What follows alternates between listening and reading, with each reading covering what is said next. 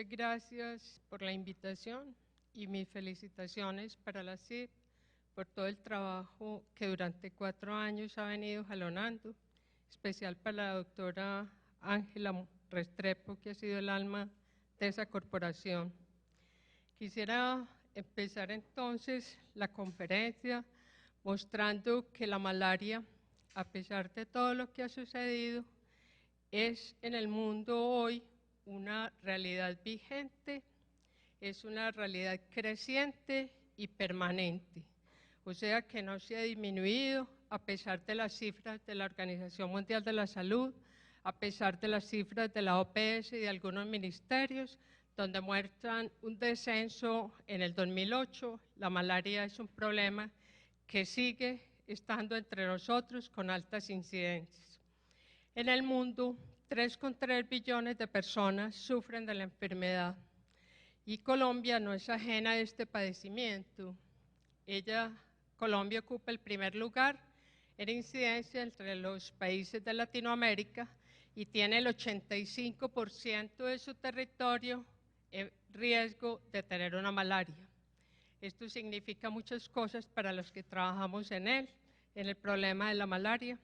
En Colombia existe más o menos o se presentan entre 100 y 100.000, 160.000 casos de malaria por año y se presentan 7,3 casos por 1.000 habitantes. El 73% de ellos es Vivas y Vivas tiene una particularidad hoy que fue considerado siempre en el mundo como una patología causada por un plasmodium que no producía complicaciones, hoy está presentando graves complicaciones y muerte.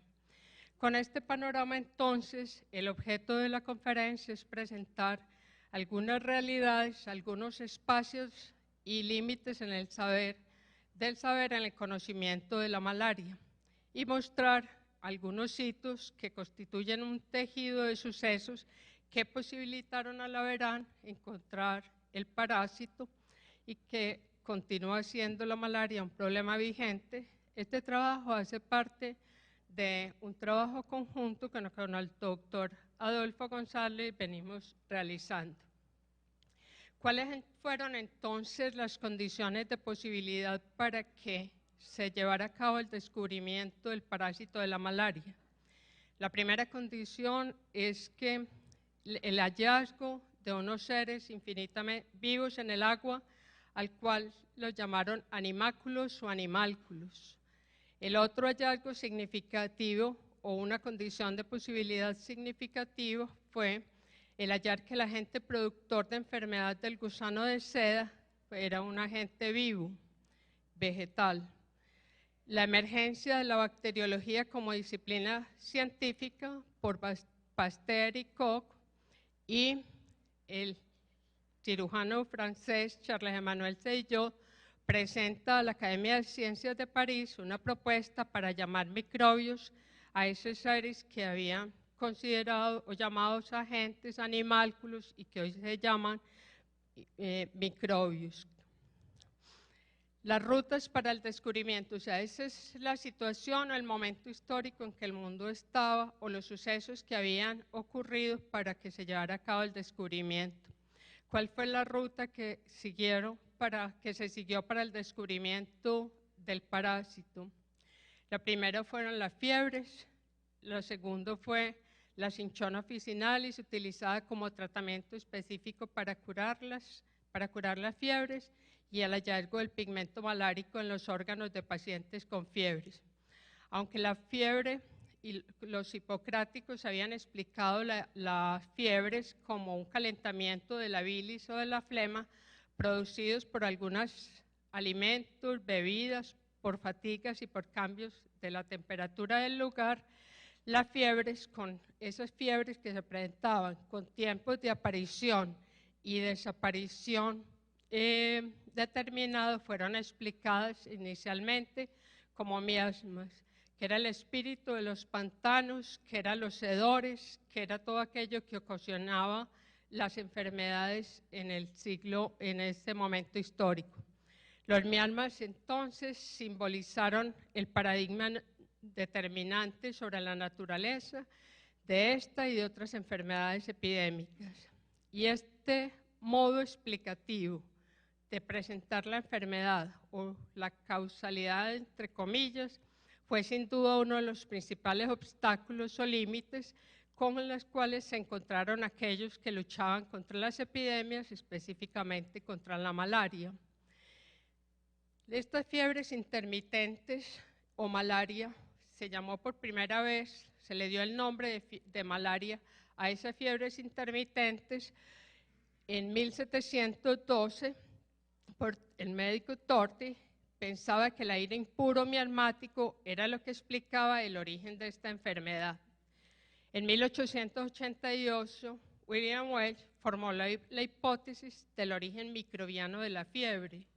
Los agentes que producían la fiebre indirectamente lo hacían a través de la liberación de algunos fermentos.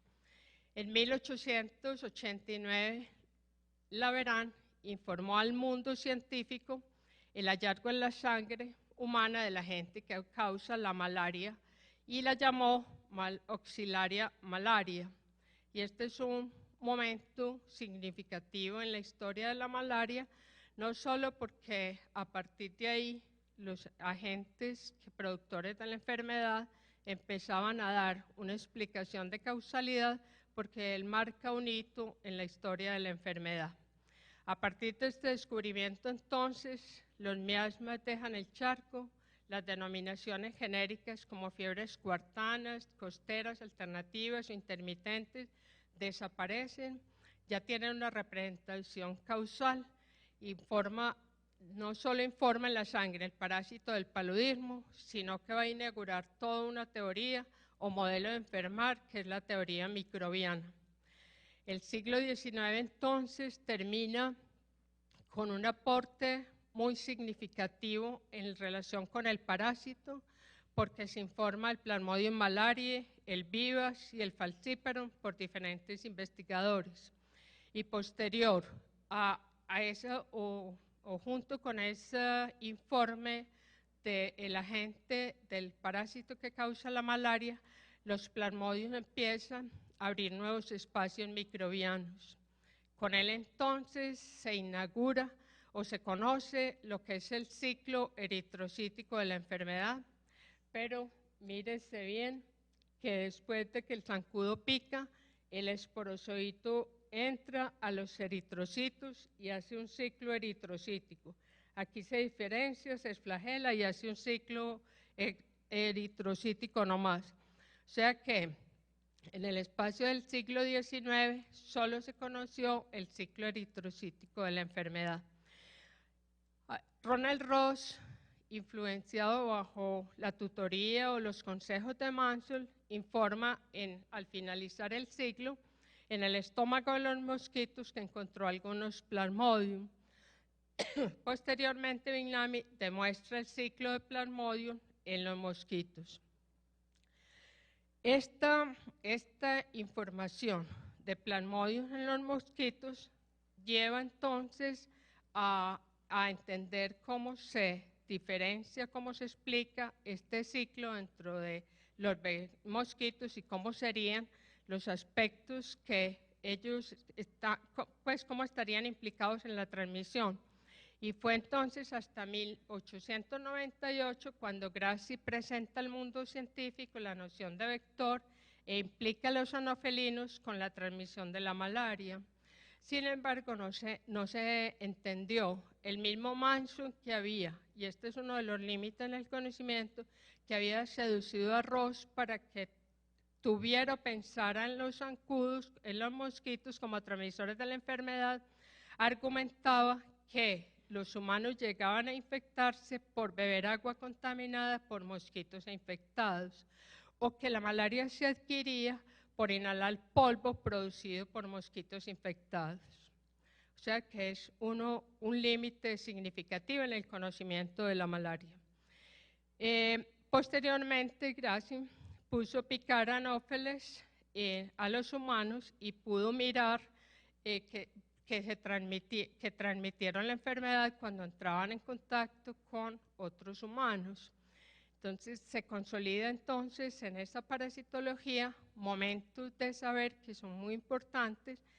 En el siglo XIX la consolidación de la parasitología, la entomología emerge como un nuevo campo teórico basado en las formas de transmisión y se hace visible la teoría mosquito-malaria, que es la que va a determinar la forma de exterminar la enfermedad.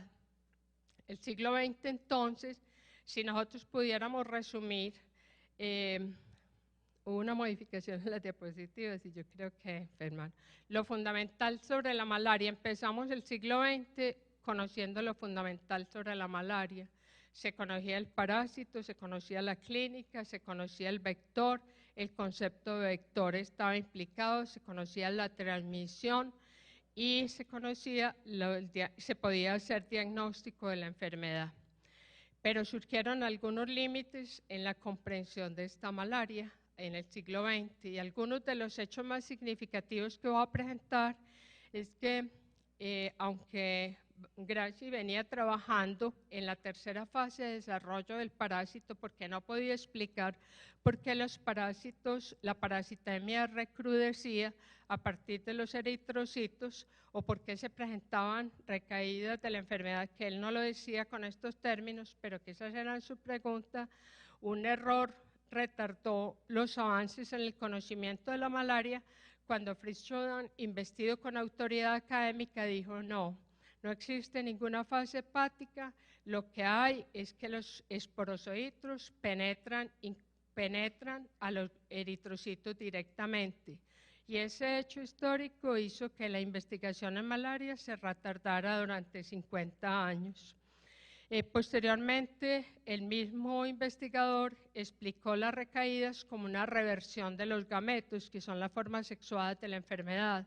Y dijo que los gametos regresaban a los glóbulos rojos, invadían glóbulos rojos y que hacían esquizogonia.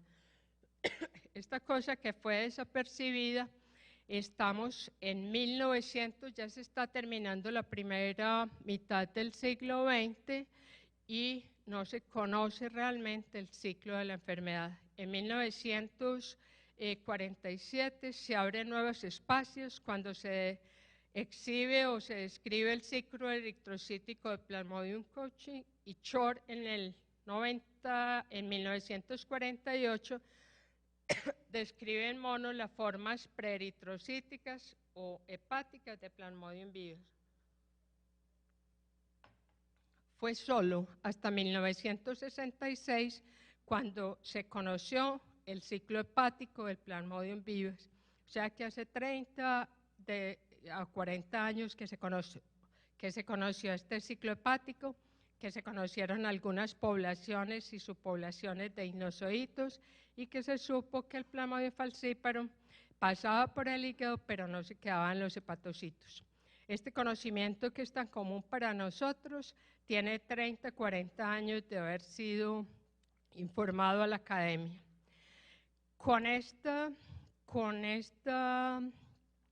conocimiento presentado así en saltos y con esos aportes que se había hecho a la implicación del vector en la transmisión de la enfermedad, se corre paralelamente un proyecto higienista iniciado en el siglo XIX que terminó en 1930 y se plasmó lo que fue la lucha contra el plasmodio, la lucha contra la enfermedad, completamente distinta a la lucha al concepto de erradicación y de control.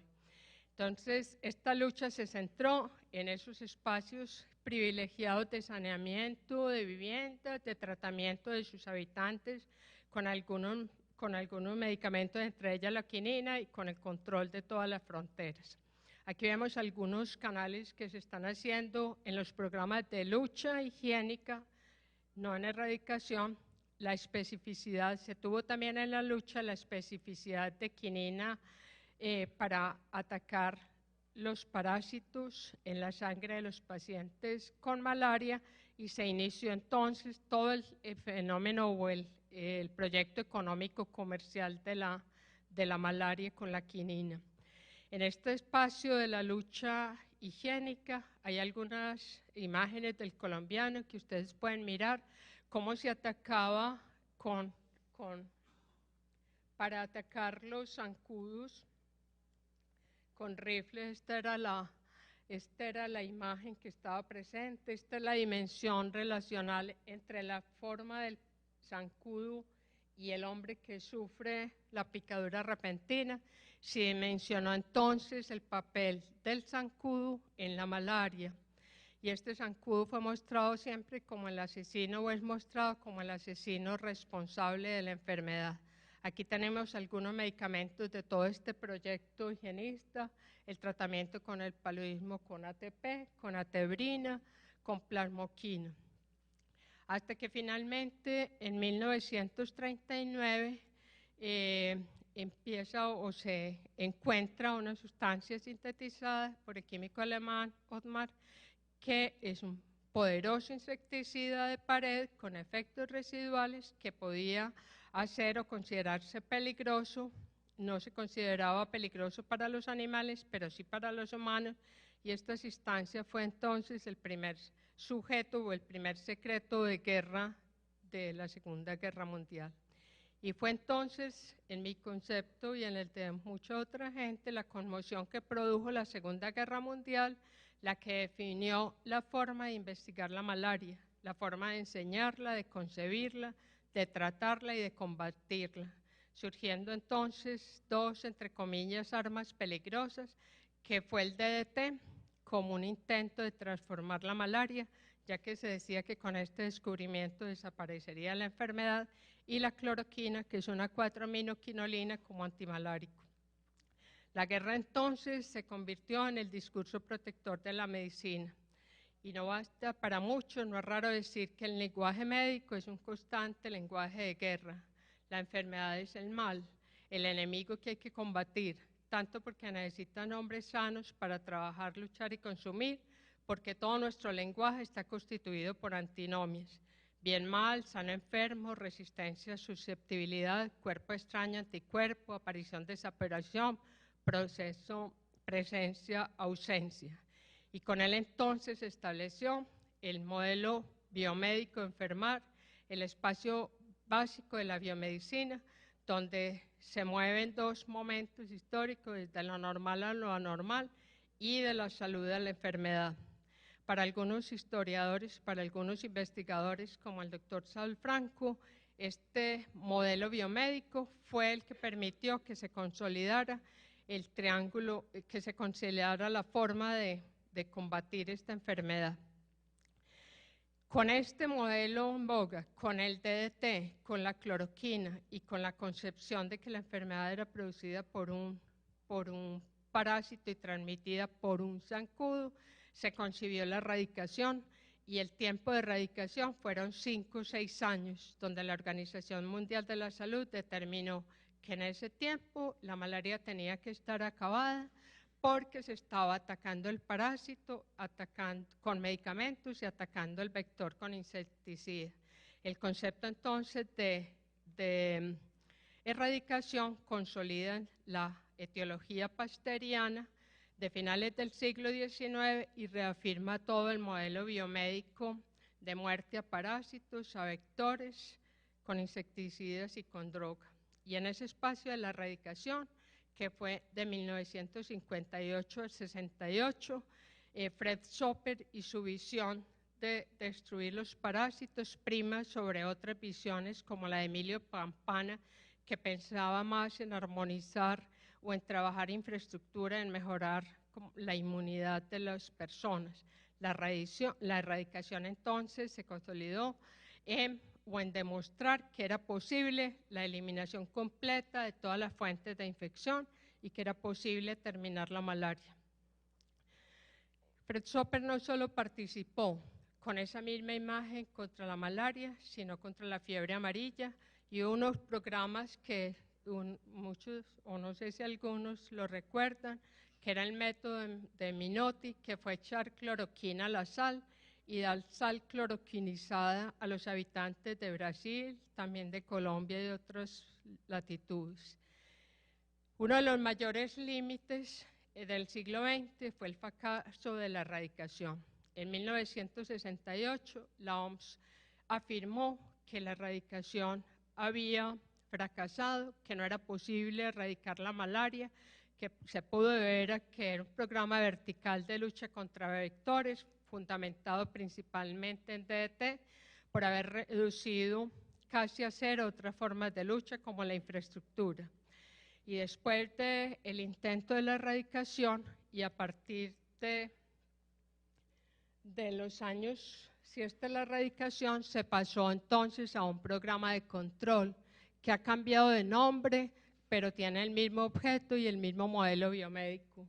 Se habla de control integrado, la reunión de Ámsterdam que definió una forma de control, rollback malaria, y se termina el siglo XX con un cambio de título en los programas de control y con la misma malaria, más agresiva, resistente a los medicamentos y persistente. La segunda mitad del siglo, terminando entonces la primera mitad del siglo XX, son dos hallazgos fundamentales: el Plasmodium ovale en 1922 y el ciclo hepático que dimensiona, que la otra dimensiona al camino del parásito dentro del humano. El gran descubrimiento del ADN entonces inaugura o puso en boga todo el proyecto genético de investigación. Aparecen la inmunología, los receptores de membrana, los ligandos, los anticuerpos, el cultivo de Plasmodium falciparum y todo lo que ustedes han oído en esta mañana y en muchas mañanas, la naciente investigación biomédica, que es una condición de posibilidad para consolidar el modelo biomédico en el siglo XX, que es el genoma. Y con el genoma, entonces, otro de los grandes hallazgos son las artemisininas a partir de un medicamento de una hierba china que es el Qingao, pero a las artemisininas, que es el tratamiento hoy estrella para la malaria, les aparece otro de sus límites, que es la resistencia publicada de muchos de sus esquemas escritos, pues muchos de los esquemas con los cuales estamos trabajando. El 26 de junio del año 2000, el modelo biomédico llega a su máxima expresión. El Craig Venter informa al mundo la secuencia del genoma humano, lo cual permitió posteriormente el estudio o análisis del genoma de Plasmodium falciparum, Plasmodium vivax, que ya pertenece al siglo XXI, y el de Anopheles gambiae. Y con él, nuevos retos aparecen en el siglo XX. ¿Es el genoma, mi pregunta fundamental, y seguro muchos se la han hecho, si es el genoma un punto de partida o un punto de llegada? No olvidemos las poblaciones clonales, no olvidemos Plasmodium nobles y todo lo que está implicado.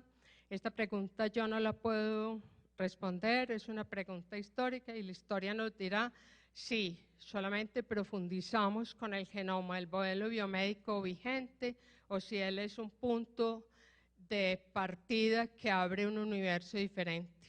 Eso es lo que tenía para contarles. Algunas diapositivas se borraron en un momento de cuadrar la exposición, pero quería transmitirles esas preguntas. Solamente tengo preguntas para hacer.